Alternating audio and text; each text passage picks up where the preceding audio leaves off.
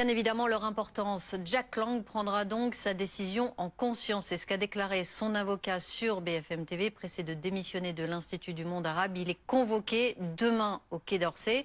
En parallèle, il est désormais dans le collimateur de la justice. Il est visé avec sa fille pour une enquête pour blanchiment de fraude fiscale aggravée.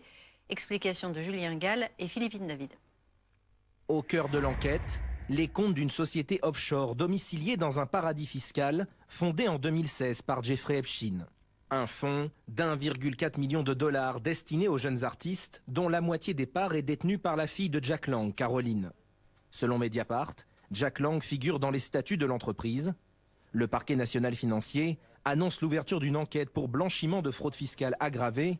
Une décision précipitée selon l'avocat de l'ancien ministre et de sa fille. Tout cela me paraît un peu cousu de fil blanc au regard du brouhaha médiatique. Eh bien, la justice, dans le contexte actuel, s'intéresse et demande à Caroline et Jack Lang, effectivement, la preuve qu'ils n'ont reçu aucun fonds. Ça fait 35 ans que je l'accompagne à travers de nombreux bruits de casseroles. Et chaque fois qu'une enquête judiciaire a été ouverte, c'est arrivé 2 fois en 35 ans, elle s'est soldée par des classements sans suite. Il n'a jamais été mis en cause par personne. Sur notre plateau jeudi, Caroline Lang affirme n'avoir jamais touché un seul centime. Je n'en ai jamais tiré le moins de bénéfices et quand j'ai su en plus l'horreur de ce qu'il avait fait, évidemment, je ne voulais surtout n'avoir rien à faire avec lui. Plusieurs documents, photos, emails démontrent les liens passés entre le criminel sexuel et l'ancien ministre de la Culture. À 637 reprises, Jack Lang est cité dans les dossiers Epstein.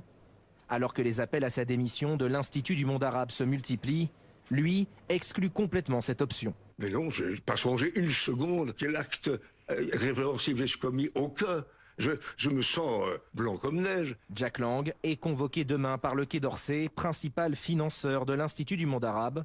Le ministre des Affaires étrangères assure se réserver toutes les options concernant la poursuite de son mandat.